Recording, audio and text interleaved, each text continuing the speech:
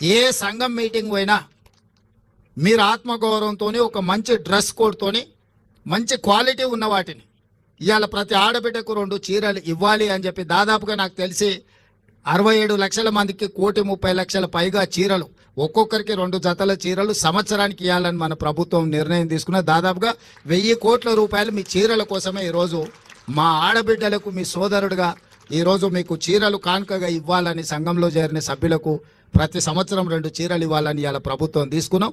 వాటి కూడా చాలా నాణ్యతతోని గతంలో పిట్టలను బెదిరించడానికి పొలాల కాడ కట్టే చీరలు ఇచ్చారు. చీరలు ఇవ్వగానే తీసుకుపోయి మన జొన్నసేన్ కాడనో లేకపోతే మన సద్దసేన్ కాడనో మన దగ్గర ఎక్కువ కదా పిట్టలు వాళ్ళకు ఉండడానికి అవి తీసుకొని పోయి బెదురు కోసం కట్టేటోళ్ళం.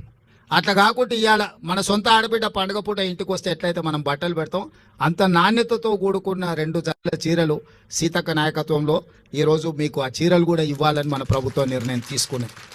ఇవన్నీ కూడా మీ ఆశీర్వాదం ఉండబట్టి మీరు అండగా నిలబడబట్టే ఇన్ని కార్యక్రమాలను మనం చేసుకుంటున్నాము. ఇవన్నీ భవిష్యత్తులో ఇంకో కొనసాగాలి అంటే మీరు సంపూర్ణంగా మద్దతు పలకాలి. ఏ కుటుంబం కూడా ఒకటే రోజు ఒకటే సంవత్సరంలో అన్ని సమస్యలు తీరవు. మనం ఇల్లు కట్టాలన్నా ఇంటి ముందర అలుక్కోవాలన్నా పండుగ చేసుకోవాలంటే కూడా ఇల్లు అలకంగానే పండుగ అవుతుందని పెద్దలు అన్నారు కదా, అట్లనే ఒక్కొక్కటి పరిష్కరించుకుంటూ వస్తున్నాం. మళ్ళీ చాలా రోజులకు మళ్ళీ మిమ్మల్ని ఒంటికే పరిమితం చేసిన పరిస్థితి నుంచి మళ్ళీ బయటకు వచ్చి మీరు మీ స్వయంగా మళ్ళా పనులు కార్యక్రమాలు తీసుకునే స్టేజ్కి ఈరోజు మనం వచ్చినాం. ఇక్కడ నుంచి ఇంకా వ్యాపారంలో వేగంగా ముందుకు పోవడానికి అవసరమైన ప్రణాళికలు చేస్తాం.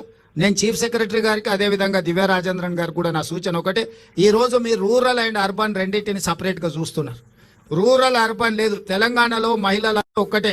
కార్పొరేషన్లో హైదరాబాద్లో ఉంటే ఒక రకము, లేకపోతే ఇవాళ నారాయణపేటలో ఉంటే ఇంకో రకం కాదు. మహిళలు అంటే తెలంగాణలో మహిళలందరూ ఒక్కటే. దీన్ని మొత్తం ఒకటే విధానంతో తీసుకొని ముందుకు రావాలి. దీనికి సంబంధించి ఒక ప్రత్యేకంగా మొత్తం వ్యవస్థను ఏర్పాటు చేయాలి. హైదరాబాద్లో ఉన్న వాళ్ళు ఎవరు? మా నారాయణపేట మక్తల్ నుంచో లేకపోతే దేవరకద్ర నుంచో కొడంగల్ నుంచో లేకపోతే కల్వకూరు దాచంపేట నుంచో మక్తల్ నుంచి పోయిన వాళ్ళే హైదరాబాద్లో ఉన్నారు. ఎవరు ఉన్నా మన చుట్టాలే కదా, మనోళ్ళే కదా ఎవరైనా, ఇక్కడైనా అక్కడైనా. అందుకే ఇప్పుడు అర్బన్ వేరు, పట్టణ ప్రాంతాలు వేరు, గ్రామీణ ప్రాంతాలు వేరు, మహిళా సంఘాలకని గత ప్రభుత్వం నిర్ణయాలు ఉన్నాయి. ఇప్పుడు అట్లా కాకుండా మహిళలు అంటే మహిళలందరూ ఒక్కటే. తెలంగాణ రాష్ట్రంలో 1 కోటి మంది మహిళల్ని స్వయం సహాయక సంఘాలలో సభ్యులుగా మార్చాల్సిన అవసరం ఉన్నది. మన చుట్టాలు ఎవ్వరున్నా సంఘాలలో చేర్చండి. 1 కోటికి మనం చేర్చుకోవాలి. ఏదో ఒక రోజు అవకాశం వచ్చిన రోజు అందరు మహిళల్ని హైదరాబాద్లో మహిళా శక్తి ఔటర్ రింగ్ రోడ్ మొత్తం మన 1 కోటి మంది మహిళల్ని ఔటర్ రింగ్ రోడ్ మొత్తం మీద మొత్తం అందరం మనం వచ్చి మన శక్తి మన బలాన్ని ప్రదర్శించేటట్టు చేద్దాం. ఆ రోజు అరుణమ్మ గారి సహకారంతో ప్రధానమంత్రిని కూడా వెళుతాం. తెలంగాణ మహిళా శక్తిది, మాకు నిధులు ఇవ్వండి, మా ఆడబిడ్డలకు ఇస్తారు. కేంద్ర ప్రభుత్వం ఇవ్వాల్సింది కదా, ఇవ్వాలని నేనేమో అంటలే నేను. సో కేంద్ర ప్రభుత్వం నుంచి కూడా మనం సహకారం తీసుకుందాం. ఇది రాష్ట్ర కేంద్ర ప్రభుత్వాలు ఇచ్చిపుచ్చుకునే ధోరణిలో ఉండాలి. ఎన్నికలు వచ్చినప్పుడే రాజకీయాలు, మిగతా సమయంలో అభివృద్ధిలో వాళ్ళ వాటా వాళ్ళు, అత్తగారింటి నుంచి అయినా తల్లిగారింటి నుంచి అయినా ఏదైనా పిల్లల మంచి కోసం వస్తుందంటే వద్దనేదే ఉంది. ఇప్పుడు అరుణమ్మకు ఇది తల్లిగారిలు, అవతల అత్తగారిలు. తల్లిగారింటికి ఏం తెచ్చినా అత్తగారింటికి ఏం తెచ్చినా మనం ఏం వద్దనేది లేదు. ఇంకా ఎక్కువ నిధులు తీసుకురావాలి అరుణమ్మ గారు. మనం అవసరమైనప్పుడు మనందరం కలిసి ఒక తాటి మీద నిలబడాలి, మన ప్రాంతాన్ని అభివృద్ధి చేసుకోవాలి. ఎన్నికలు వచ్చినప్పుడు ఎవరు రాజకీయాలు వాళ్ళు చేసుకుంటారు. ఇవాళ 1 కోటి మంది మహిళల్ని కోటీశ్వరులు చేయడమే లక్ష్యంగా, అందులో భాగంగా ఈరోజు ఈ పెట్రోల్ బంకు మనం ఏర్పాటు చేసుకున్నాం. నా సూచన, ఆల్రెడీ మనం జిల్లా మహిళా సమైక్యలకు బంగ్లాలు ఇచ్చినట్టున్నాము కట్టుకోవడానికి. అవి వేగంగా 5 కోట్లు ఒక్కొక్క జిల్లా మహిళా సంఘ భవనానికి ఇచ్చినాం. ఇవే కాకుండా ప్రతి జిల్లాల మొదటి స్థానంలో సిఎస్ గారు అన్ని జిల్లాలలో ఒక జిల్లాకు ఒకటి అన్ని పెట్రోల్ బంకులు ఇచ్చి ఏర్పాటు చేయాలి.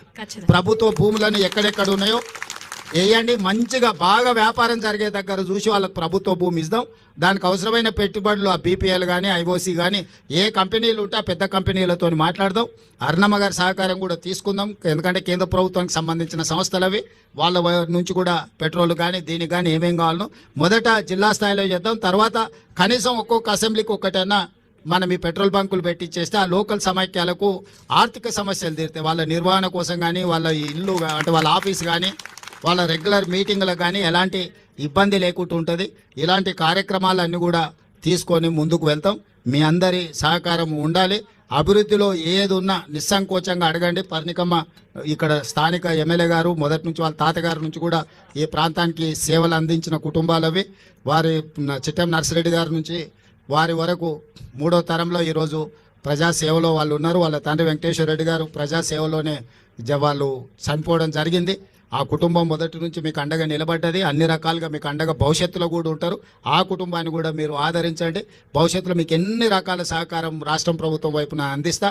రేపు స్కూల్లో వచ్చే లోపల స్కూల్ డ్రెస్సులు కానీ స్కూళ్ళ నిర్వహణ అన్నిటికంటే ముఖ్యంగా మన పిల్లల భవిష్యత్తు చదువు మీదనే ఆధారపడ్డది. చదువుకుంటే జీవితంలో అన్నీ సాధించవచ్చు. మన పాఠశాలల్లో టీచర్లు రాకపోయినా, టీచర్లు లేకపోయినా, పాఠశాలలో వసతులు లేకపోయినా, మన ఆడపిల్లలకు బాత్రూమ్లు గిన ఏం లేకపోయినా మీరు అడిగి కలెక్టర్లను కలిసి అడిగి చేయించుకొని వాటిని కట్టించుకోవడమే కాదు, వాటిని నిర్వహించుకోవడం కూడా మన బాధ్యత.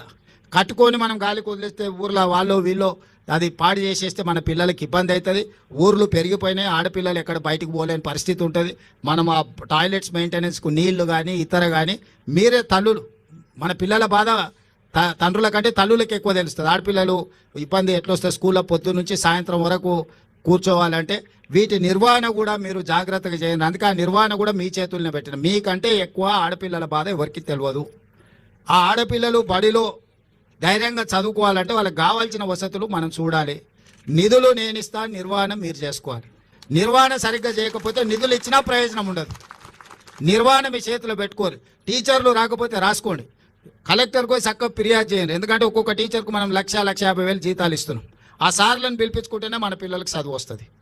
సార్లు రాకపోతే మనం ప్రభుత్వం ఎన్ని పెట్టినా మనకేం ప్రయోజనం లేకుండా పోతుంది. కాబట్టి పాఠశాలల మీద ప్రత్యేకమైన దృష్టి పెట్టుండ్రి. మన ఊర్లో ఉన్న పాఠశాల మంచిగా ఉండాలి.